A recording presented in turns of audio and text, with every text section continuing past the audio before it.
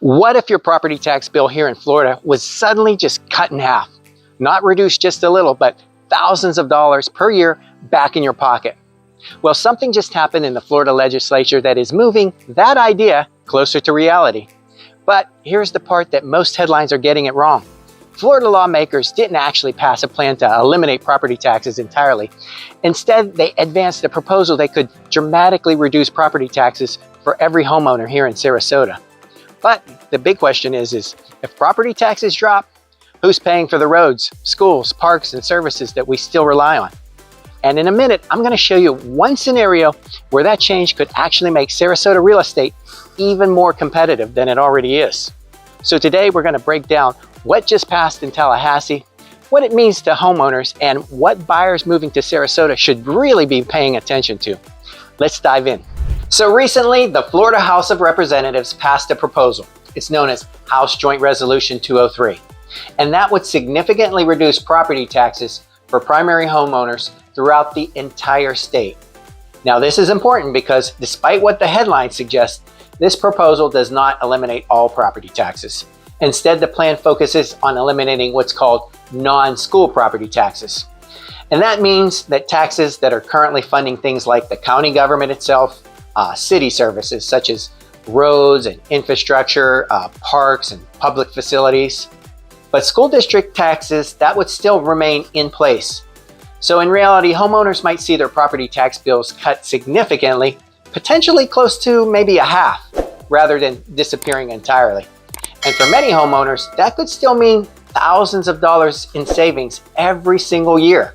But before anyone starts celebrating too early, there are still some very big steps before this could ever become reality. First of all, this proposal is not law yet. Major tax changes like this in Florida require a constitutional amendment, which means several things could still happen.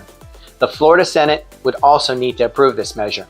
And then it would need to go on a statewide ballot in November of 2026, so later this fall. And finally, 60% of Florida voters would have to approve it for the change to take effect. So even though this proposal is moving forward, the earliest homeowners might see a change would be likely in 2027 or even later. In other words, this still has a long process. Now let's put some real numbers behind this so you can understand why so many people are paying attention. So imagine a homeowner here in Sarasota with a $600,000 home. And depending on the neighborhood, of course the local millage rates at the time and their homestead status, their property taxes might run somewhere around $5,000, $6,000 per year. So if the proposal eliminated the non-school portion of that tax bill, their annual taxes might drop closer to $2,500 to $3,000 instead. That's potentially $2,000 to $3,000 per year in savings.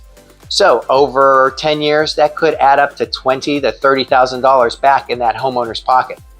And for retirees living on a fixed income, that kind of reduction could make a real difference in their monthly budget. But the flip side is this, that same tax revenue is currently helping fund the services that make communities like Sarasota function smoothly and make them really attractive to people from other parts of the country. So while homeowners may be celebrating the savings, local governments are trying to figure out how to replace billions of dollars in revenue statewide. And that's really where the debate begins.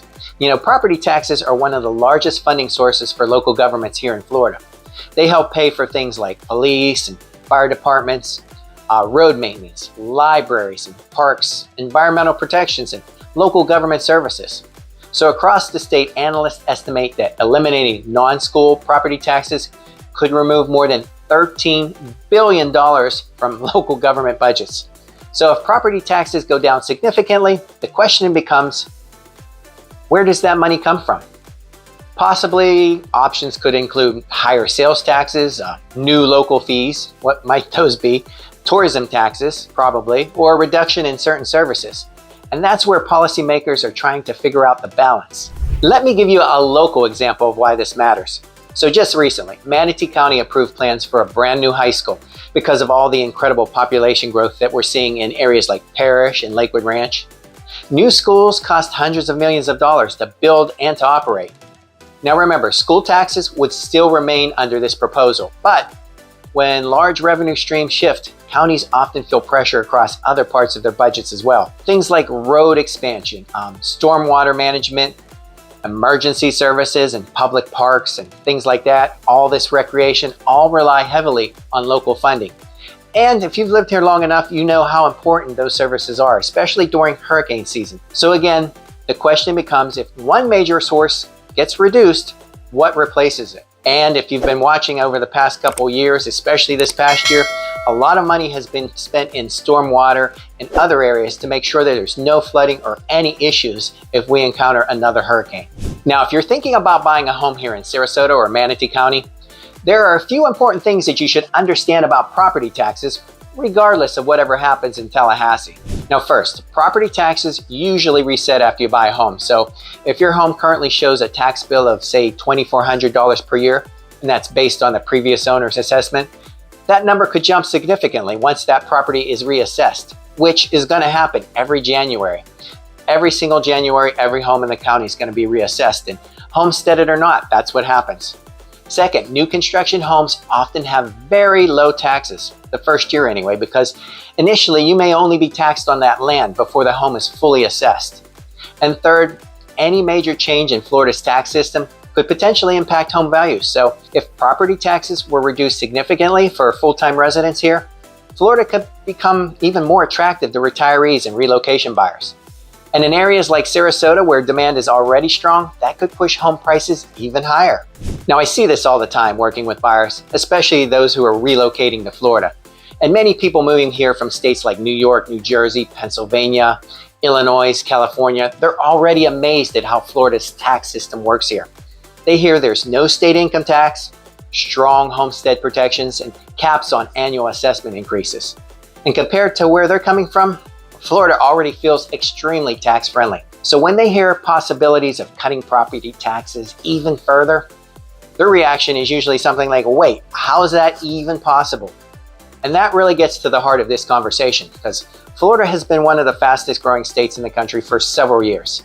People are moving here for the lifestyle, the weather, and yes, tax advantages. But as population grows, infrastructure has to grow with it. So more roads, more schools, and more emergency services. So the real challenge lawmakers are facing right now is this: how do you keep Florida attractive for homeowners while still funding the growth that happens across the state? That's not an easy balance. The bottom line is this: Florida is seriously exploring one of the biggest tax changes in its entire history. The idea of dramatically reducing property taxes for primary homeowners is no longer just a bunch of talk. It's now an actual proposal moving through the legislature. But it's far from guaranteed. The Senate still has to weigh in, and ultimately, Florida voters would have the final say, especially here at the end of the year. So for now, property taxes are still very much part of the equation, especially when trying to buy a home here in Sarasota. Now I'm curious about what you think. Would cutting property taxes make Florida even better? Or could it create bigger problems down the road? I mean, could it make an area like Sarasota lose its luster and diminish what makes it great, from the parks to the beaches? Let me know what you think down in the comments below. And if you're thinking about moving to Sarasota and you want help navigating things like taxes, explaining that tax bill, insurance, and the local housing market, reach out anytime. Every day we help homeowners find the best deals, the best neighborhoods, and everything that fits their exact home buying budget and their criteria. And we even find those hidden off-market homes. Give us a call and ask me how. For Living and Buying in Sarasota, I'm Rob Rovnak. I'll see you on the next one. Bye for now.